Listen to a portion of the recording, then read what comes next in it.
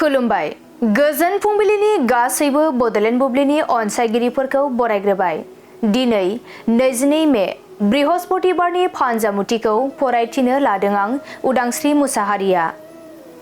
फानजामुथिनि गिबियाव दं मेष राशि।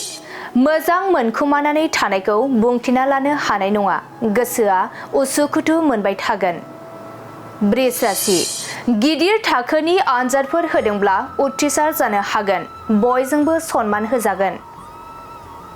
मिथुन राशि। सुखु गोजोनै समखौ बारहोनो हागोन, नखराव थाबथाना थानाय जेंनाफोरा जोबस्रांगोन। कर्कट राशि।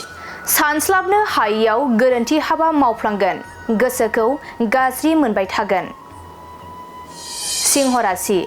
लामा दावबायनायाव जाब्रबथायजों मोगा-मोगि जानो हागौ, सांग्राङै थानाया गाहाम जागोन। कन्या राशि। गोसोनि साननाय हनायफोरा जाफुंसारगोन, गोसोखौ गोजोननाय मोनगोन। तुला राशि। गोबावनिफ्रायनो हास्थायना थानाय मुवाखौ मोनफुंगोन, रंजा खुसिनि सान जागोन।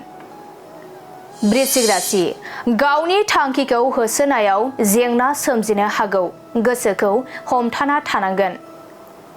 धनु राशि। नोंथांनि जाफुंसारनायखौ नुनानै सुथुरा हिन जागोन, सुथुरा नोंथांखौ नाख्रेबनो नाजागोन। मकर राशि। गोसोआव गोथार साननाय हनाय सोमजिगोन, गोथार खामानि मावनो हागोन। कुम्भ राशि। नोंथांनि गथ'आ गाज्रि लामाजों आगान सुरलांगोन, गथ'खौ लानानै जिंगासिनांगोन। मीन राशि। बेफार फालांगि खालामनायाव मुलाम्फा जागोन, रांखावरि आरजिना लानो हागोन। दिनै सानसेनि राशि फरायथिनायाबो एसेनोसै। आसा खालामो नोंथांनि दिनैनि साना मोजाङै मोजां थांगोन, बेखौ बडलेण्ड बुब्लि नखरनिफ्राय मिजिंथिबाय। गोजोन्थों।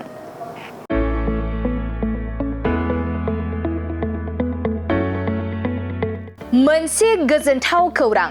बर' सावथुन नायनो मोजां मोनग्रा रायजो राजाफोरनि थाखाय मोनसे गोजोनथाव खौरां। खम बेसेननि गेजेरजोंनो नोंथाङा नायनो हागोन बर'नि गासै गोजाम गोदान सावथुनफोरखौ। बर' सावथुन नायनो थाखाय ओंखारदों मोनसे आंगो स्ट्रिम एप। बे आंगो स्ट्रिम एपखौ नोंथाङा नोंथांनि मबाइलाव डाउनल'ड खालामनानै खम बेसेनावनो बर'नि गोजाम गोदान गासै सावथुनफोरखौनो नायनो हागोन। लोगोसे फैबाय थानाय समावबो बड' वेब सिरिज, डकुमेन्ट्रिज बायदिफोरखौबो नोंथाङा बे आंगो स्ट्रिम एपनि गेजेरजोंनो नुनो मोनगोन। बेनि अनगायैबो बर' सावथुननि दिहुनगिरिफोराबो बे आंगो स्ट्रिम एपआव गाव गावनि सावथुनखौ आपल'ड होनो थाखाय खौरां लाहरनो हागोन। आरो जाय बिथांमोननि सावथुनफोरा इउटुबाव पाब्लिश जायाखै, बिथांमोनाबो बे एपआव आपल'ड होनो थाखाय खौरां लाहरनो हागोन।